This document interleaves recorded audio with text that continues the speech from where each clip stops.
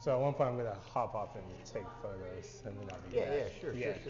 Well, I'm gonna follow your lead here. Okay. Let's go. Grape Nest episode 19. 19. We're almost to that. Track. That's a good number. 20. Number 20. So cheers to that. All right. 20. Cheers. Thanks for coming. And speaking of 20, we got the 2019 Merlot from Paso Robles by Brady. Okay. All right. I would say pre-pandemic. Pre-pandemic wine. Yeah, absolutely. No COVID. There were no masks on when they were pulling the grapes for this bad boy. That's for sure. Don Brady. Okay. Not bacteria. So anyway, Paso Robles, really good region down on the Central Coast. A lot of good wines are coming from that area, and this baby is 15%. 15%. Okay. Wow. No, 15. That's high for a wine. Yep. I didn't bring my glasses. Wish I would have knew. Right. Tough getting old. Get ready. Yeah. 15.0. All right. So 50.0. That it doesn't taste as hot like those older ones. A little bit more, sharpness on that back end. A little hot. The legs are pretty killer on this though. They are. Yeah. They kind of drip down slowly and rise up. Look at that. Right. More full body, more tannins, for sure.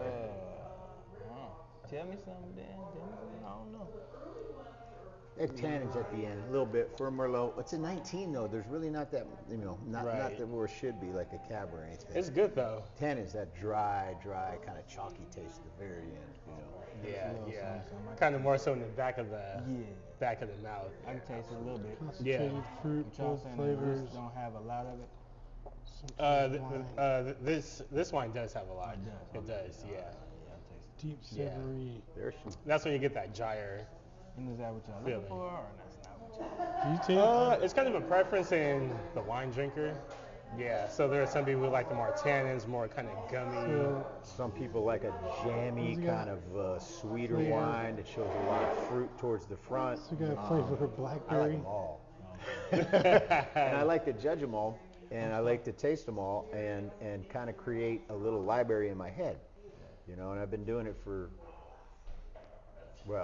since before I was 21, so it's got to be like 40 years now. You're giving age, man. Yeah, no, they all know my age. Let me ask you this: are you tasting savory black olive? Savory black olive? Yeah. That's what they're saying. No, but I'm getting a little black cherry. They got flavors of I would say blackberry. black cherry. I'm getting black cherry, blackberry, Blueberry. Blackberry. black olives. No. Hints of peppery spice. Maybe for me. Nah. Maybe because I just had a quesadilla. Yeah, that's pretty much it. But yeah, I guess it depends on the wine drinker. Some people like the flavors more of sweeter blackberry. wines. Some people like the more drier. Black olive would come in. So I'm gonna try this out. But anyway, it's the Brady 2020 Merlot. That's what we're tasting today. But we're tasting it, and we got a special guest today. So I'm gonna let Andrew, the co-host here, take it away and introduce our esteemed guest. Cool, so this is my friend TJ. We go back a couple of years now. We met at the Watershed Project. We were planting trees around Richmond in underserved communities throughout Richmond. And so we were the first two, what was it called? The Green Collar Corps, something like that. We were the first two people hired, and pretty much we went door to door canvassing, seeing if people wanted a tree in front of their house free of cost. So that's how we connected. That was the part of the project. To gift people trees in front of their house, right? Just to try to get a lot more trees in Richmond. Right, in Richmond. Get a little bit more of that oxygen flowing in the area, right? And clearing out that chevron that's up in the air. Sorry about that, chevron. We know we love you. You give us a lot of income, but need to clean that up a little bit. You heard of the environment, chevron. The only thing we asked them to do was to water it. Right. Okay. So that was part of the agreement. Yeah, water the trees. So did you guys track this over time? Did you go back and did you see the growth of the trees and the fruits of your labor? Well, I can ride by different streets today and be like, yeah, we planted that tree. Okay. Like by Target on McDonald's, on this one side street, it's like 6 trees we planted. They still there. Some are not there. Like in different spaces I go back to, and it's like no trees there. Somebody didn't water that shit. Yeah. Jesus, come on now. You get a free tree and you don't water that shit? That's on you. Yeah, I've Right. seen it But happen. we got some in that park on like 4th and Main. There's a park over there. We got some. We did How like a many row of trees do you think you guys planted in all? We collectively, it's a good number. It was 500. Yeah. 500 trees. Wow. Yeah. And it's spending like 2-3 years. Even if like half of them, are still growing, Right. that's That's awesome. 250. That's 250. Yeah, I was thinking about that. I was like, man, bro, like when I have children and they have children, my grandchildren are gonna be able to be like, my granddad helped plant this tree. I'm like Yeah. climbing that tree. Right. Yeah. Yeah. That's the cool part about that. It's like we planted them. We're not, we might not see them fully grown, but the next generation. So then, where did you get all the trees from? You're donated, Yeah, that's a good from question. a tree I did farm? not Or, remember. Yeah, no, so I know. yeah. I know we was And what working kind with a of lot of. We was working with a few different organizations that's already established here. So it was us. We did the watershed project. We worked with Groundwork Richmond. Yeah, we worked Groundwork with Richmond, which Trees. is right next So door, that's- Richmond Trees. Richmond Trees might be where Okay. we got the trees from. There was a lot of redwoods. It was some strawberry trees. Redwoods. Oak trees. Yeah. Yeah. We got some of our trees from the nursery here in Point Richmond too, on Canal. Yeah, the one right over there on Canal. They do a lot of native plants from Right. the area. They're Right. pretty cool. I've been in there before. If you could stomach the smell from the plant next door, it's it's not too bad. It's not a shitty place, just a shitty smelling place. Right. Oh yeah. That's where they get their fertilizer. Yeah, exactly. We also did we worked on a couple of bioswales, so it wasn't all trees. It was some native plants and stuff like that we planted on the Greenway, as well as by the post office on 22nd Street. Excellent. Yeah. Also, we did some kind of closer to a CCC too, that one park up there. Yeah, them willows. Yeah, the cutting willow down. trees. Yeah. Yeah, I That remember was that. crazy. Weeping willows?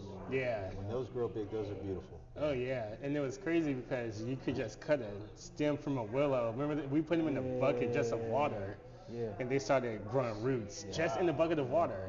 They just started growing. Yeah, Yes. they like weeds. Yes. They grow. We actually everywhere. got called for a job to come cut some down. There was too many of them, and it was slowing down the water flow. So part of it is like they're there to help catch trash and stuff. But Yeah, then if yeah. It's too many. It's like now y'all catching water. Exactly. And y'all stopping the flow of the water. So. Right. Yeah. All right, so you guys met doing community service, and then you end up serving your community in a way that well, I don't know. Why don't you guys chat about that and tell me a little bit more about it? Yeah. So you're involved in Richmond youth projects and Yeah. things like that. You became a poet. Man. You worked on a film. It was like a Richmond version of. Romeo and Juliet. Yeah, right. Yeah. So those are two pretty big projects. Can you talk about your journey, how you got into, the step by step, the play by play, if you will. Really, that first job / internship / apprenticeship with the Watershed Project is really something that really shifted my perspective on life, man. Because I grew up in a rough neighborhood here in Richmond. There's a lot of them, a lot of low income housing and stuff like that. But when at that point in time in my life, I had just moved from my neighborhood where I had been living for so long to a new neighborhood and started to just get a different perspective of life, different view. See that some people on this side of town was experiencing some of the same type of challenges as my family was on a different side of town. So it really kind of opened my mind up to even be open to do that type of work, because for so long I had a closed-minded point of view, and so once I moved, it just shifted my life, to the point where I had been feeling like I never wanted to fly in an airplane. Nope, I'm cool. Like I had family in Tennessee, and I told my auntie like I'm never flying. So I don't know how I'm gonna get there, but I'm never flying. But working with that program allowed me to.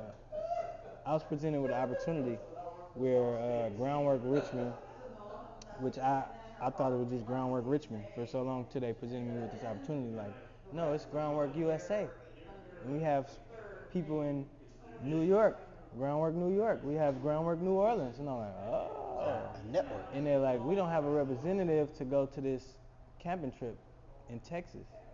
Would you like to go and represent our organization? And I was like, yeah. And I didn't know what to expect. I had never flew, but they were like, we're gonna get you a backpack, we're gonna get you a water bottle, we're gonna pay for your flight, we're gonna get you some boots, steel toe boots, cause y'all gonna be doing some work.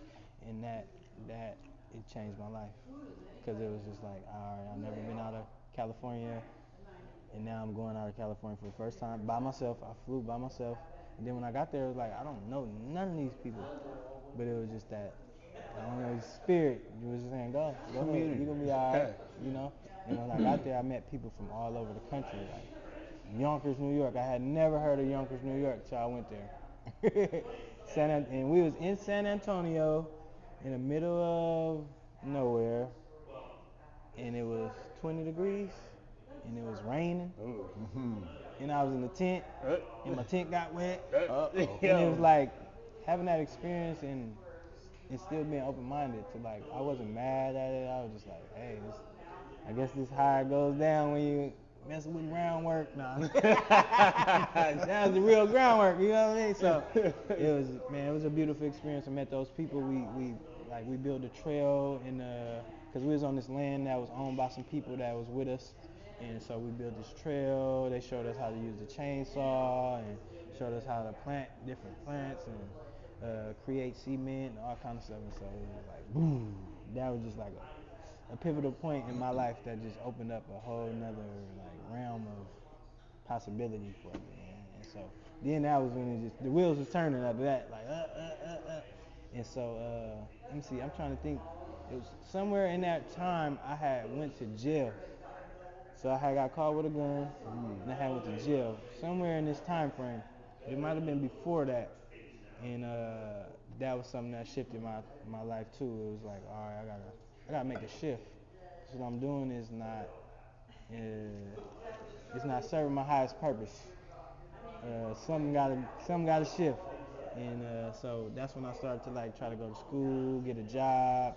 Yeah, so that's what led me to becoming part of the Watershed Project. Was like part of me going to jail and getting out.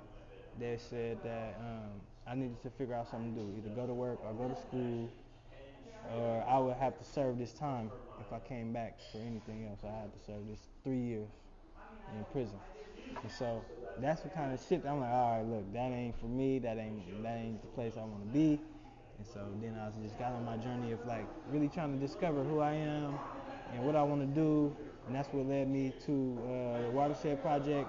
I had a mentor from high school that like really helped me all the way through from 9th grade to 12th, and was really like supporting me and stuff like that. And he found that application, and then I got connected with Ricardo. Yeah, Ricardo.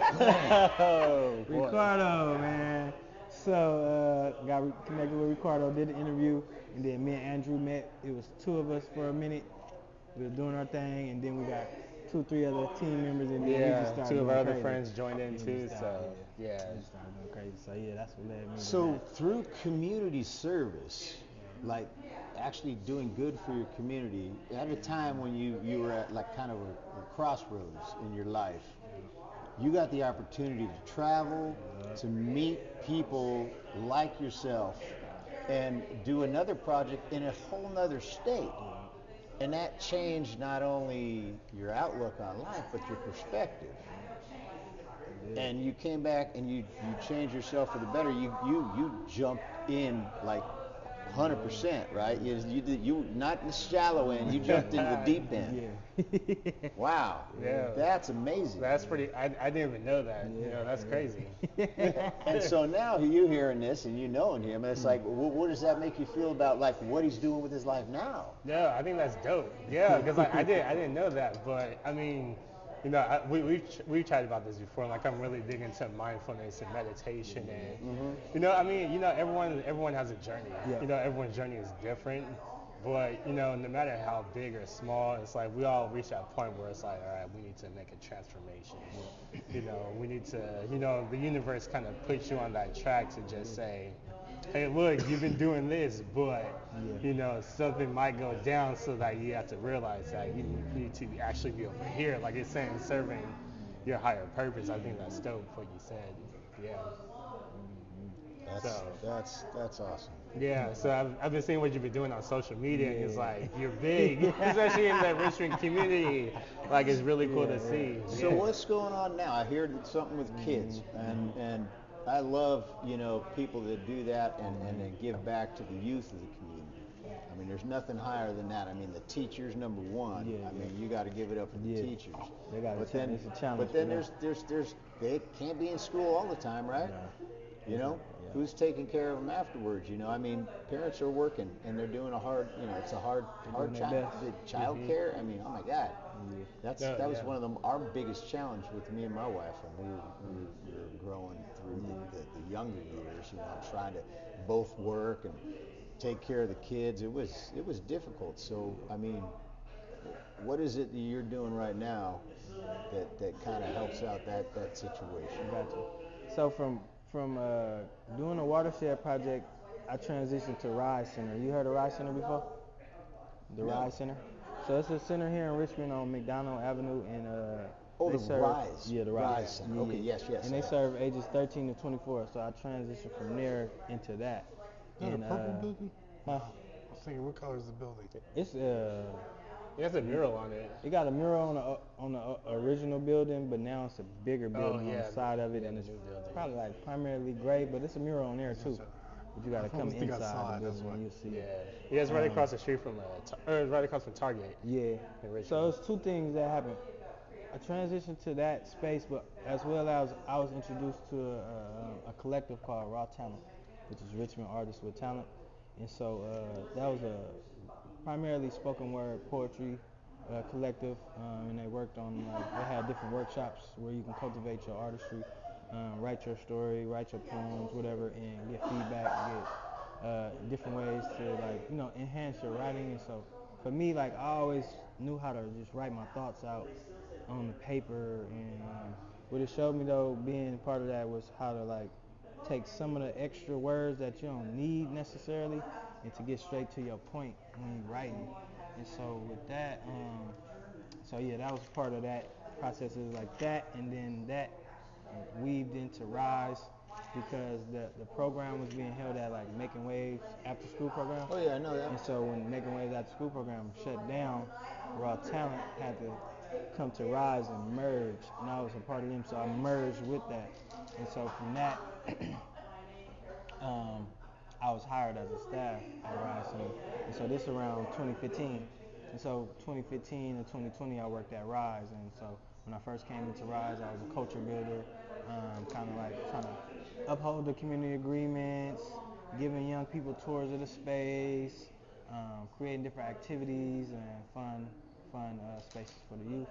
And then that transitioned into me being holding a young men's group in that space, and being part of the community service, and being able to support young people that's coming from juvenile hall, or that's coming from the streets, that have community service hours that need to be completed, and supporting them with the completion of those hours and stuff like that. And then when I transitioned from there in 2020, I started working for another group called Studio 510, and we did restorative practices within the school.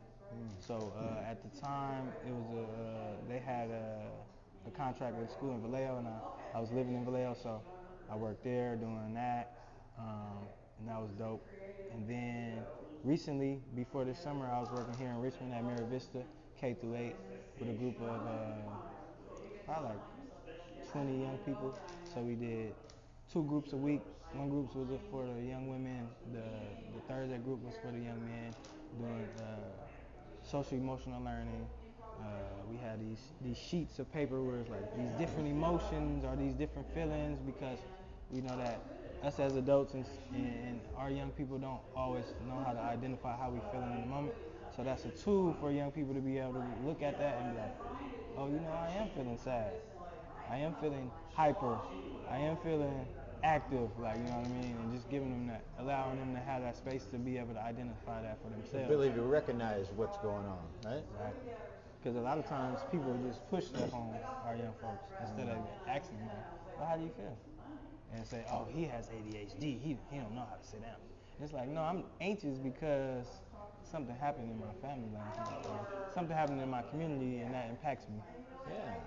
Because I'm part of that community. So yeah, and now, right now, currently, I am working with Urban Tiff. Have you heard Urban Tiff? No.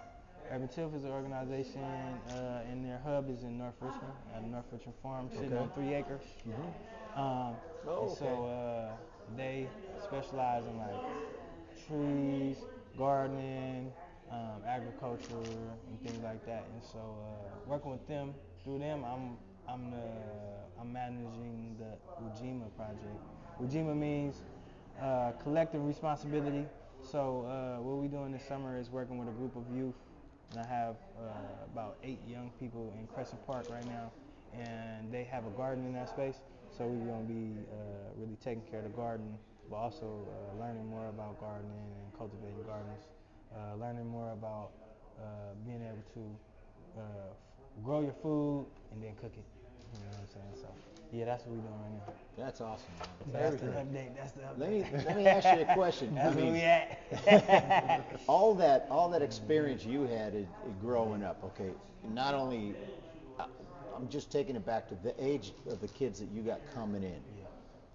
And you thought about yourself. I mean, I'm sure you're seeing it like that. And here I am, there these kids are. That's me.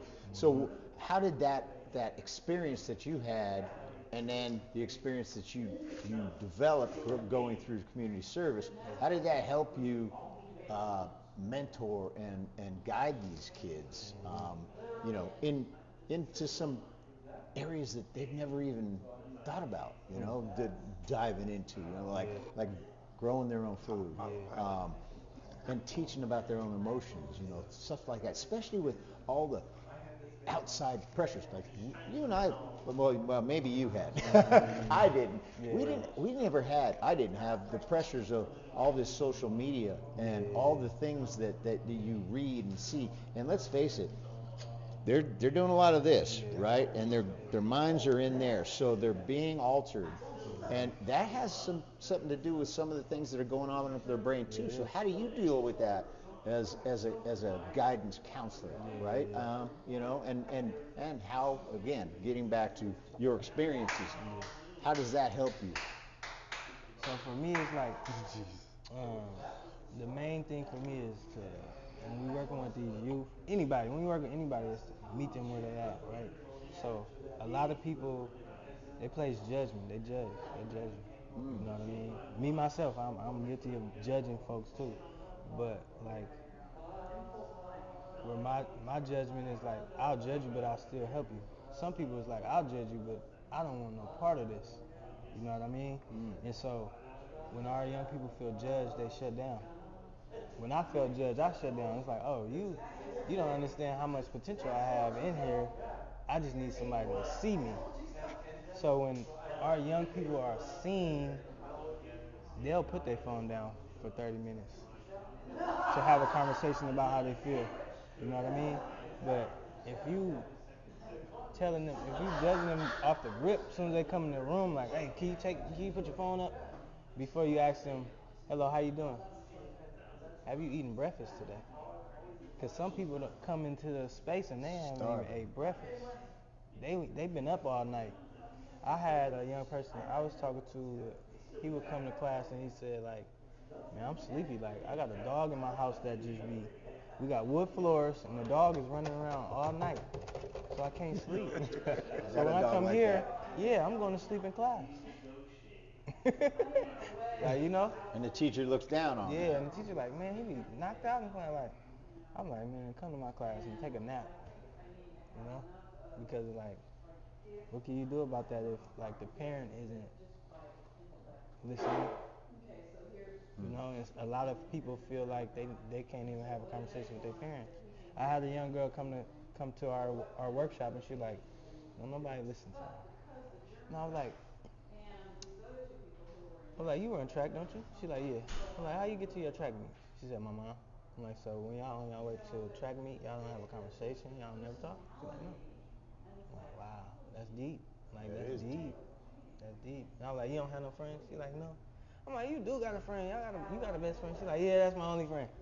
Like, you know what I mean? I don't really talk to nobody else. I'm like, huh.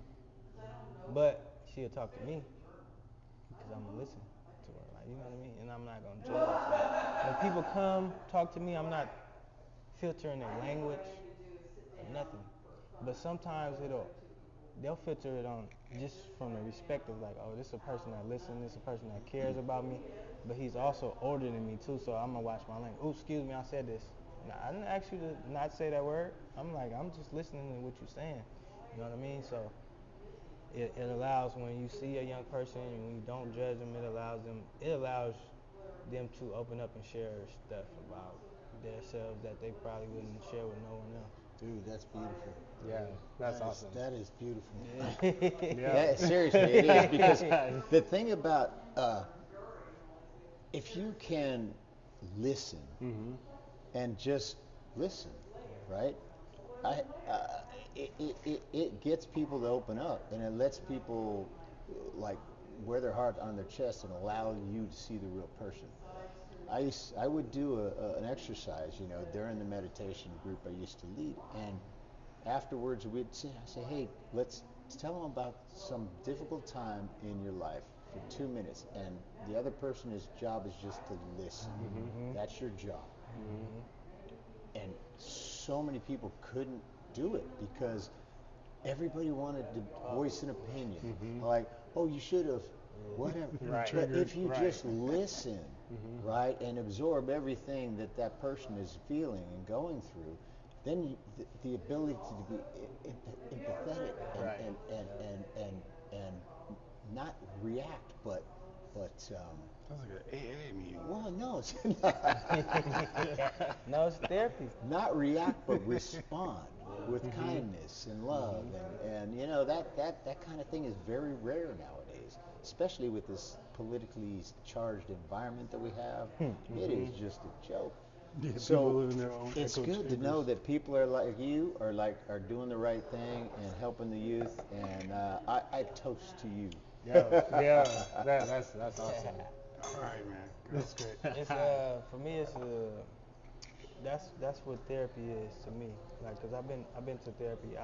The first time I was introduced to therapy when I was a young boy, like around 10 years old. Really? Yeah, That young? yeah. Cause that's when my mother transitioned from the physical, and so I went to family therapy, but I also had one-on-one therapy, And so I've been in the therapeutic world most of my life, And so how I see therapy for myself is that a therapist is not there to fix you. A therapist is there to mirror to you what you're going through and to allow you to be able to grapple through that process yourself to come up with the answers, And so that's what therapy has always done for me is being able to talk to someone who's not judging me, they're listening, and then they'll ask me a question that will have me thinking about like, oh, like a question simple as like, well, did you tell them that? Did you tell them how you feel? And I'm like, no. And they're like, well, why not? And I'm like, I don't know.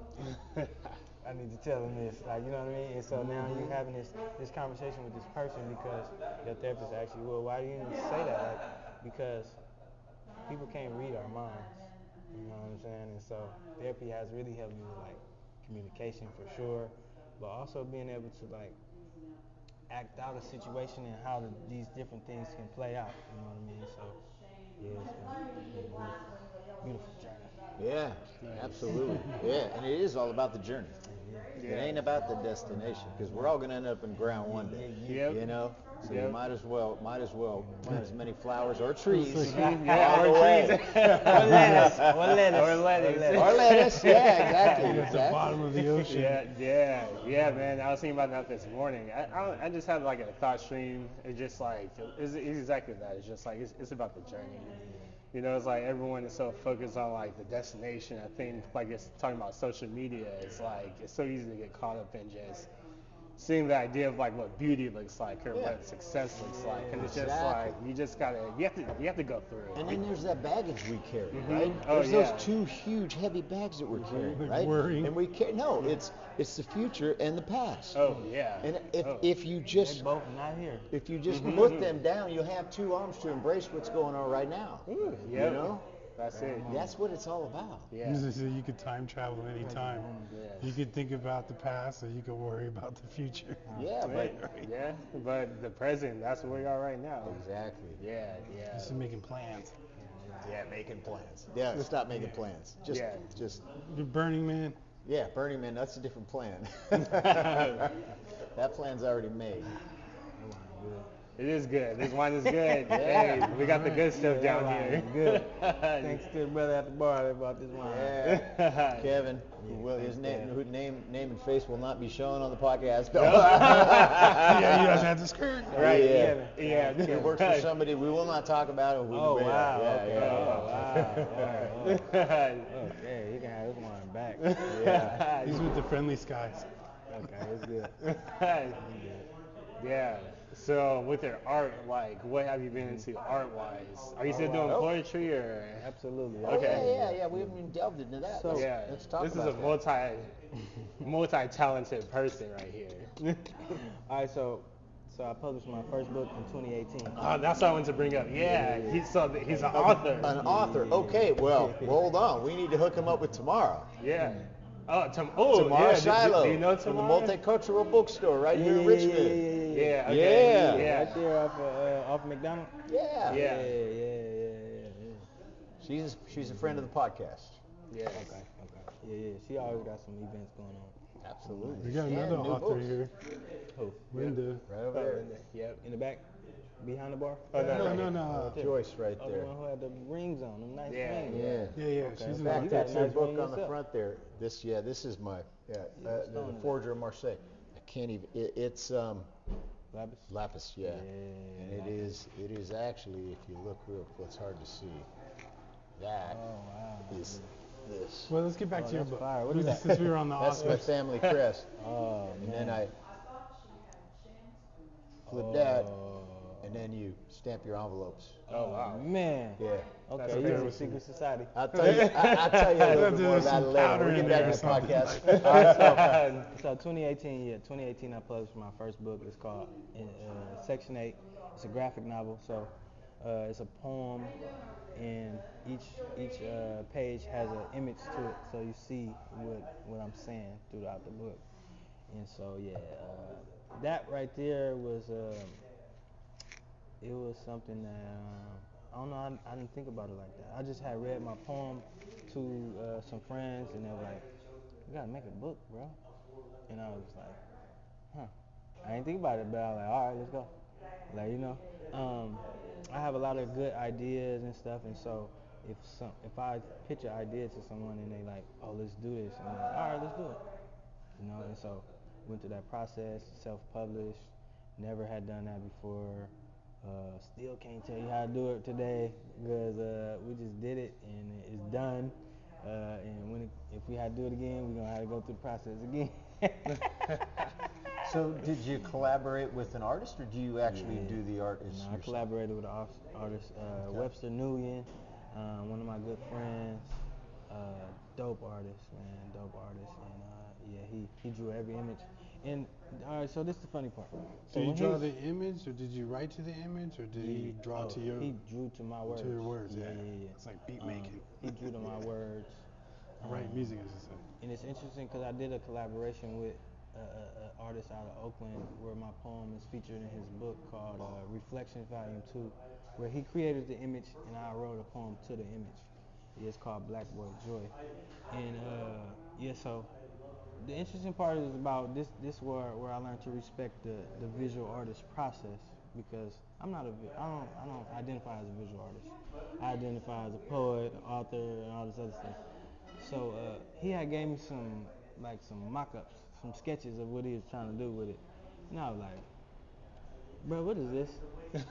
And he was like, no, this is just a draft. I'm like, I don't know. I'm like, all right, man.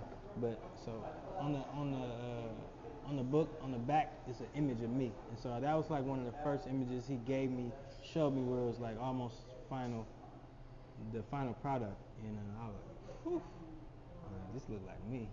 I was like, wow. And so after that, I was like, all right, do your thing, and it just really gave me another perspective of like the process of the visual artist. And so I learned to respect that. And I'm like, all right, if I see somebody visual art that I like, I'm support it if that's what I'm in the mode to do. So for example, I got a partner that drew an image of me and my mom. It was two different pictures, and he put it together and he painted it on the canvas. It was fly as hell. So yeah, I learned to respect the visual artist process. That's because that's two different types of art, and you opened yourself up, and you at first you saw that quite wasn't what you wanted to see, but you kind of judged, but you didn't quite judge and make a final judgment. You let him do his thing, you let him roll, and what ended up was a huge, great collaboration and a book. Yeah, right. I'm still working with him. So what's the name of the book? Let's put the name out. The title of the book is called Section 8. Section 8. Yeah, and I titled it that because I feel like Section 8 is something that's relatable, but it's also like the housing. That's what I came up in. I came up in Section 8 housing. My perspective on Section 8 housing is that it could be a tool or it could be a crutch. So a person can use that to get to a higher place in life, or a person can be comfortable with it enough to pass it down to their children. And their children pass it down to their children. And that's what I've seen that in my lifetime where people do that, and so what I want people to know is like, don't get stuck in that cycle, and that we are capable of owning our own homes and our own land. So yeah. Introspective points of view right here at the greatness. Yeah. Look at that. That is incredible. I mean, since we don't get that deep most of the time, but I'll tell you right now, this is eye-opening. Yeah. Right We did last week. We talked about the sub. Y'all got the right one. But you're gonna want to bookmark this episode. Y'all got the right Absolutely. one. Put the notification on. And you TikTokers, you're going to want to go to the YouTube because the audio is going to be a lot better. Yeah. So mark this episode 19, Churps from the Great Nest, and go to the YouTube page, and you'll be able to hear us a little bit better. Unfortunately, we can't turn all the outside noise off because this is a functioning winery. The way I'm holding the phone, I think I'm covering Oh, the you microphone. covered it up. This is the business. That's what I thought about. Yeah, you could put some duct tape over there. It doesn't work anyway. All right. Well, Yeah, I mean, any other future stuff that you want to talk about? Yeah, that's what I'm curious maybe? too. I mean, let's not end it here. yeah. I mean, I see you always moving on social, and you're moving. Okay. I'll talk about what I'm currently doing right now. Yeah. All right, so for the past probably 2 months, I've been posting every day. So I've seen that Instagram, Facebook, is all social media. What do you use? Instagram right now. Okay. So my thought process behind this was that it's a lot of, you can pick up a book and you can read this book and there's so many gems in that book, right? And we try to apply all of those gems at the same time. It's gonna be real hard, and we're gonna probably forget about one or two. So I wanted to focus on consistently posting on Instagram every day for 30 days. And I've accomplished that goal. And so now I'm at like 60 plus days. All right. And within that, so not only am I posting, but I'm posting like reflections. So I'm waking up in the morning, I'm reading Until Today and Acts of Faith by Ayanna Van Zandt, and I'm writing out my reflections. Today I choose peace. and then I'm telling you why I choose peace.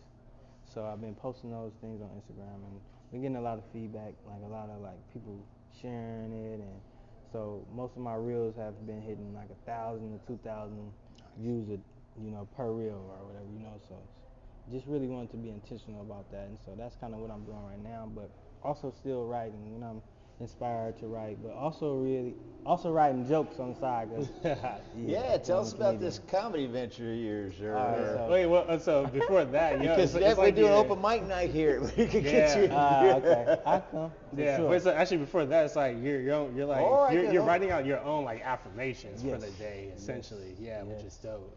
Yes. Yeah. And and the intention behind that is, it's really like the intention is to encourage and inspire and motivate others. But the first and foremost intention is to encourage, inspire myself, and to really reflect on myself. And some of the stuff I'm saying is things that I want to manifest.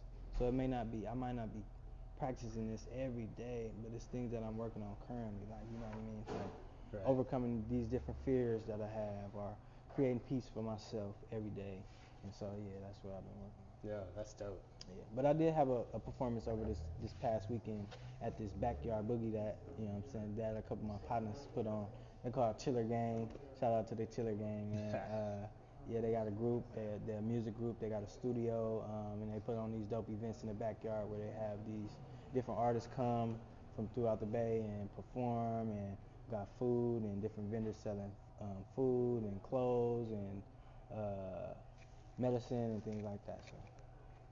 So was it poetry or was it comedy you came It's with? poetry. It was poetry. Okay, It was all right. poetry. All right. So What we're you gonna get to feel the real comfortable with? yeah, we'll get to the comedy. Like, all right, so I'll talk about comedy. So, like, organically, I'm funny, right? And a lot of my family and a lot of my friends like, bro, you funny as hell, you funny as hell. And so, like, in like a couple years ago, maybe like 5 years ago, I was like, all right, I need to start taking this comedy thing serious. So, like, whatever you put in the universe is gonna come back. If you like, I want to be a comedian, it's gonna come back. So it's like, people is like, hey, I want to book you for an event. I want you to host my event. I'm like, oh shit, I ain't never hosted no MC event. like MC? Yeah, I'm like, I Okay. ain't never hosted no event. So I was like, hey, now it's time. Like, when you say you want to do something, the universe is gonna respond to that. And so I was like, all right, yeah, I'll host it. And it went good. Like, I had like 10-minute set, and it was funny, it was fun. Like, a few of my loved ones came out, a few people that didn't know me was there, was laughing and was inspired and stuff like that. And so I think I did like 3 shows. I did 1 in Oakland and I did 2 in Sac. And it was good. It felt good. It was other experienced comedians that was in the community that was like welcoming me in. But then I didn't do nothing else after that. So it really was like, that's my talent that I haven't put a lot of energy into, and I haven't cultivated it how I need to. So stay tuned, okay? Yeah, because yeah, I yeah. think we're going to hear some funny things out of this young man Yeah. right here, guys. But I've definitely been writing. We'll hook you up with grapes and giggles. Grapes and giggles. Grapes Is and that Giggles, gonna a be our comedy stand-up troupe. comedy night? Yeah. Well, we're trying to get him over here. Huh. Wait, is that a real thing? Yes, grapes and Oh, I thought you giggles. They just go made to that up. wineries. A local guy here. He kind of like. That's a group, right? He Yeah. harvests all these local comedians, but then he brings some seasoned comedians in too. Yeah. So if you're like just new and getting out there, Yeah. you come and you could do the opening sets and stuff, and then there's some more seasoned comics come on afterwards. But you can kill it. You never know, man. That's just it. You say what you put out there comes back to you, right? Yep. Yeah. Well, there you go. I was on a podcast with the Voice Party. I know the Voice Party. Yeah, the voice party. Yeah, Yeah. so I did their podcast. It was very dope. But another group of people that have open mics, with like comedy open mics at the Was it Bridge? Bridge Arts. Yeah. Oh, Bridge Yeah. over here. Yeah. Right over here. Yeah. So They do one right over here too with Baltic. Baltic's got that going on as Oh well. yeah, they Is it do. Riggers Loft? like Baltic? open mic. Well, but Or the open mic Baltic is comic? more of has an open mic sort of situation. With Kaleidoscope with was comedy. doing it too. Yeah, Kaleidoscope. too. Monday nights at Kaleidoscope. Yeah. Okay. All right. No, everyone's getting in the mix. I'm gonna take y'all up on that. Yeah. I'm gonna invite Karen y'all Buchanan will when I You hit could the be stage. here too. I'm gonna invite y'all when I hit the stage. If they call the fellas, man, tell them I need them in the front row. If it ain't funny, I still need y'all to laugh. You need to laugh, that's right. Drink some wine before y'all come. Drink some wine, have a good time. Yeah, Yes, grapes and yes. giggles. Yes. We about it. Yes. Absolutely. All right, you guys ready to wrap it up? Yeah. Yeah, hey, this is a great episode. Absolutely. Yo, I appreciate you coming down. Yeah. Like, this is dope. Yo, I knew I it was really gonna be- appreciate that. Yeah, I knew it was gonna be good because this brother, like when I see this brother, I would just be wanting to laugh. I just, man, we make these voices and Man, we have like inside jokes, man. we had so many Funny. like made up characters and funny, stuff man. that from working like just like being silly, just having We fun. used to be on the Greenway at Ohio. Not and, goofing on people, right? Nah, Okay, nah, all right. nah. One time it was this crazy event. Like we was out there gardening, weeding, and somebody had got shot, bro. Like they got Woo. shot at the light. Oh, And yeah. Right there in front of you? No. We No. was like on the Greenway, and they got shot at the light right by us. And he kind of like drove off, but he was already towed up, and he just wrecked in front of the store, and like, man, it was the craziest stuff. And he passed away right there, man. So Yeah, we that seen was some crazy stuff while we was working on that Greenway. Wow. Yeah. I mean, it definitely built my appreciation for, Richmond. It makes that's why I'm doing this. The Yeah. clothing line, 'cause, Absolutely.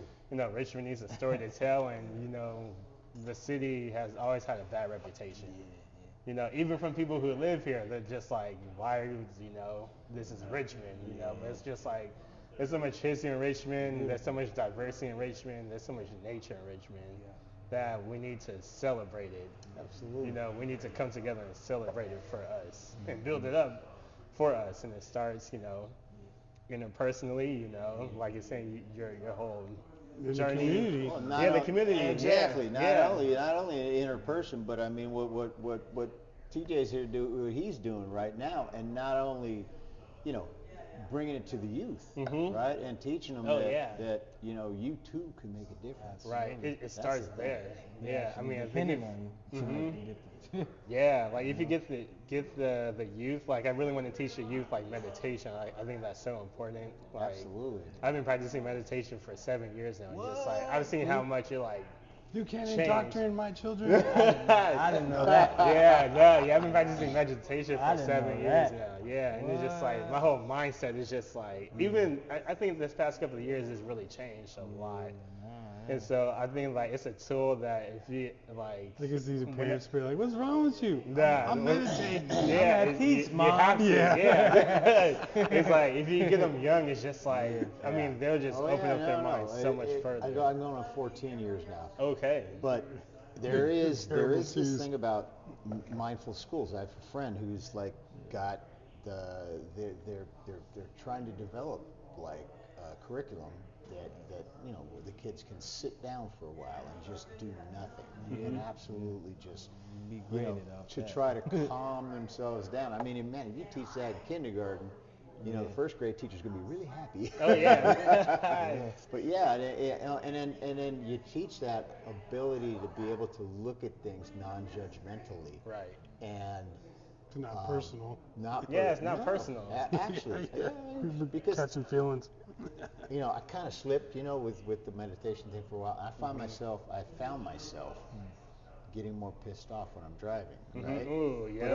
if I'm deep in my practice, and I see that guy on the road that cuts me off or whatever, I just like, I just let it go. Hey, obviously got something better to do, or obviously maybe there's something distract. I don't, but still trying to do it without judgment, Right. but not trying to justify his actions. Because the younger me would have did Yeah, something I'd be stupid. on Oh my God. Yeah. Right, guys. This is Yo, cool. yeah, this has been Thank great. you. Yo, thank you for coming on. Absolutely. All right. Yeah. Thank you. Chirp, chirp. Church in the nest. Again. Sure. Look at Carla. Is that Carla? That is Oh, Carla. she looks like she got a bag with her. Oh, She she